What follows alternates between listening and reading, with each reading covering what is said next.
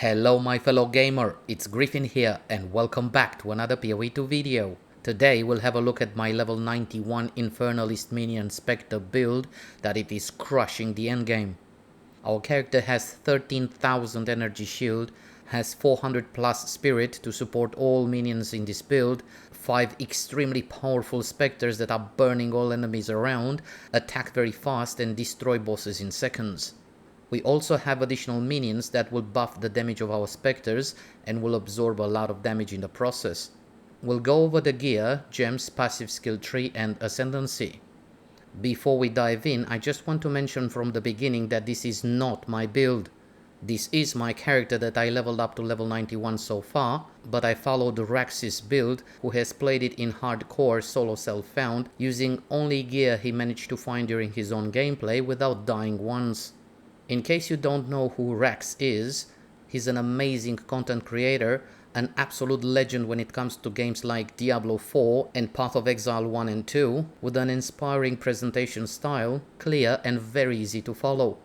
I will leave a link in the video description to his build, and Raxx, in case you're watching this video, thank you for your entire contribution to our gaming community. Cheers! Now let's talk about how this build works. The entire build revolves around these ANTS Spectres. The more we have, the better.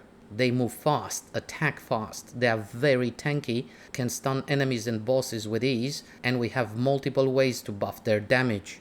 But where can we find these ANTS? In the interlude area, Ashen Forest, there is one giant ant located in the southwest part of the map. Once we defeat it, we can trap his essence into a Spectre Gem. Regardless of the fact we found this monster in the interlude area, once it's assigned to its minion gem, the Spectre will have the level of the gem used. Great, now we have ANTS Spectres. What's next? We need to increase its level as much as we can, and we also want to raise as many Spectres as we can. The most important item would be to use a Rattling Scepter, preferably +4 to all minion skills, with a lot of spirit. We'll need a helmet with +2 to all minion skills, an amulet with +3 to all minion skills and preferably spirit. Unfortunately, I don't have spirit on this amulet, and ideally a focus with +2 to all minion skills, which I don't have on this focus. As we can see, by using a level 20 Spectre Gem with the current gear, our Spectre ANTS are level 29 and we have 5 of them. When we want to level up our current Spectre Gem, and we right click on the high level skill gem we want to use, our active Spectre shows up at the top of the menu with the option to upgrade. In the menu we also have the option to engrave a new Spectre Gem if we want. But again, to upgrade the current one, select the option at the top of the menu. When we activate the ANTS Spectre for the first time, the spirit requirement is around 99. So how did we manage to raise 5 Spectres and get additional minions for support? Excellent question. We need to focus on increasing reservation efficiency of minion skills. On the passive skill tree, we're taking Lord of Horrors node that gives 12% increased reservation efficiency of minion skills. We are using Bones of Wool sandals for up to 30% increased reservation efficiency of minions. We are also using Darkness Enthroned that must have a very important line. This item gains bonuses from socketed items as though it was a helmet. This is important because the Talisman of Ralakesh only works with helmets, but because of the line mentioned earlier, we can use it on this build. Darkness Enthroned will further increase the effect of socketed items by up to 100%, and in this case 91%. Now let's talk about how to get the spirit to be able to raise all these minions. We'll need a Rattling Scepter with a lot of spirit, a body armor with spirit and energy shield. In this case we have 43 spirit, armor and energy shield, and this body armor has the implicit +1 to all maximum resistances, and this is very useful especially in the endgame. Ideally we would like to have spirit on the amulet as well, but the amulet I'm using doesn't have spirit but offers good amount of energy shield, +3 to all minion skills, rarity and armor. The reason we want to use a Rattling Scepter is that it provides 2 additional revivable skeleton warriors. They are important for 2 reasons. They will be skewered when we'll use Pain Offering skill to buff the attack speed and damage of the rest of our minion army. Pain Offering skill will most likely use these two skeleton warriors if they are within 6 meters and not other skeleton minions, because we're using Sacrificial Lamp 2 support. The second reason they are very important is that when active, they'll buff the damage of our Spectres because we're using Master support on the Spectre Gem, and this support will give Spectres 7% more damage for each different type of revivable minion our character has summoned. To summarize the gear section, we are using a Rattling Scepter with +4 to all minion skills, 180 spirit and minion life, a helmet with a lot of energy shield, elemental resistances and +2 to all minion skills, gloves with energy shield, resistances and intelligence, body armor with armor, spirit and energy shield, focus with a lot of energy shield, resistances and preferably +2 to all minion skills, but this version is quite expensive, rings with resistances, rarity of items found and life, amulet with +3 to all minion skills, energy shield, armor, rarity of items found and ideally spirit to be able to summon even more specters. Darkness Enthroned belt with a very important line. This item gains bonuses from the socketed items as though it was a helmet, and 90% or higher increased effect of socketed items. Regarding charms, we're using the charms that give immunity to bleeding, ignite and poison. Gems. A level 20 Spectre Gem that with the current setup is increased to level 29.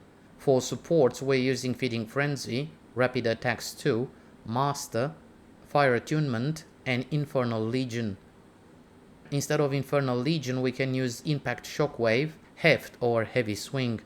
I prefer the Infernal Legion support because our Spectres will ignite enemies within 2 meters, dealing base fire damage equal to 25% of minion maximum life per second, so more minion life translates into more powerful ignites. This comes at a cost though. Our Spectres take 30% of their maximum life as fire damage per second, therefore we need to invest into minion fire resistance, so we need to take these nodes like Living Death, Crystalline Flesh and minion fire resistance. Besides that, we are using 2 cleric minions that are healing our minion army, and for their support we're using Brutus Brain and Rapid Casting 2.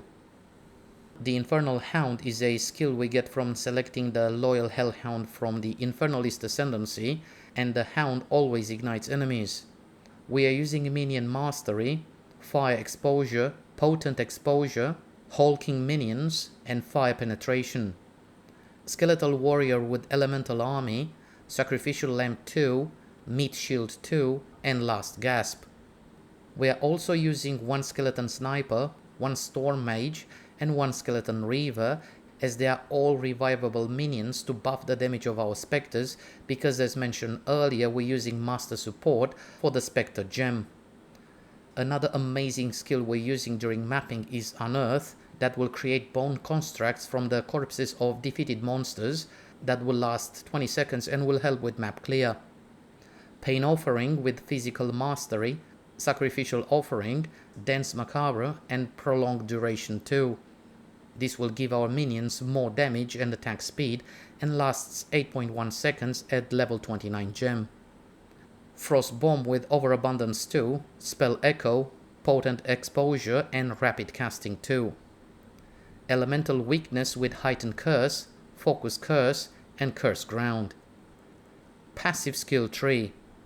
Regarding minion nodes, we are focusing on minion damage and we're taking nodes like Raw Destruction, Power of the Dead, Relentless Fallen, Splintering Force to break enemies' armor, Bolding Lead, and Entroping Incarnation. Minion life that as mentioned earlier translates into more resilient minions that in the same time create more powerful ignites, and we're taking Necrotized Flesh, Vile Mending, Living Death and Crystalline Flesh. We're also taking Minion Fire Resistance and Minion Elemental Resistance, and also the very important node Lord of Horrors, and this specific node we should try to get as soon as we can. Regarding Energy Shield nodes, we are taking Pure Energy, Dampening Shield, Insightfulness, Melding, Heavy Buffer, Illuminated Crown, Calibration, Enhanced Barrier and Patient Barrier. We're also taking Profane Commander for increased spirit and area of effect. Regarding jewels, we're using sapphire jewels, and the most important stats to look for are increased energy shield, minion resistances, and increased energy shield from the equipped focus. Ascendancy. We've selected the witch class and selected the Infernalist Ascendancy. I'm working on a video regarding the Lich Ascendancy for this build, so stay tuned for that as well. Regarding the Infernalist Ascendancy, the first major node is Loyal Hellhound, and with the support skills previously mentioned, applies significant fire exposure as well. This minion doesn't reserve any spirit and works well in conjunction with the fiery ANTS Spectres. The second node is Altered Flesh, and the third one is Baydad's Will, that reserves 25% of character's life and provides 1 spirit per 25 maximum life, a significant boost for the maximum spirit value, resulting in, wait for it, more summon minions, that's right. The last major ascendancy node is Baydad's Hand, that reserves another 25% of our character's maximum life and provides 1 energy shield per 8 maximum life, resulting in a massive boost in energy shield. Feel free to access the Mobalytics link in the video description regarding gems, gear, passive skill tree and ascendancy. Conclusion. The Infernalist Fiery ANTS Minion Spectre build is phenomenal. Excels at both mapping and bossing by providing astonishing defenses with energy shield values easily exceeding 13,000 and extremely powerful and consistent damage through usage of ANTS Spectres with additional minion support for even more damage. The playstyle is very enjoyable, melting hordes of monsters in seconds, while also very relaxed by not having many buttons to press. The build also provides a larger window for error, being able to react in time if the energy shield values go too low. For me, this build is in my top 3 best builds I've played in PoE 2 so far since launch, and one of the most enjoyable alongside the Lightning Spear Invoker and the Stormweaver Comet build from previous leagues. It is immensely fun and can go against very powerful content, T15 or T16 maps with 6 mods corrupted and irradiated, knowing that it will do it with ease. The boss fights presented in this video are 3 levels above the standard level, and the fiery ANTS Spectres make it look easy. I had a blast playing this build and I highly recommend it. Once again, a big shout out to Rax for creating this build and being able to play it in hardcore solo self-found. He's an absolute legend. As mentioned earlier, I will leave a link in the video description to his build. I hope you enjoyed this video and found it useful. If you have any questions, feel free to share your thoughts in the comment section below. If you enjoyed it, feel free to give the video a like and don't forget to subscribe. Helps a lot and you'll get notifications about new content uploaded on this channel. Thank you so much for watching. All the best. Bye.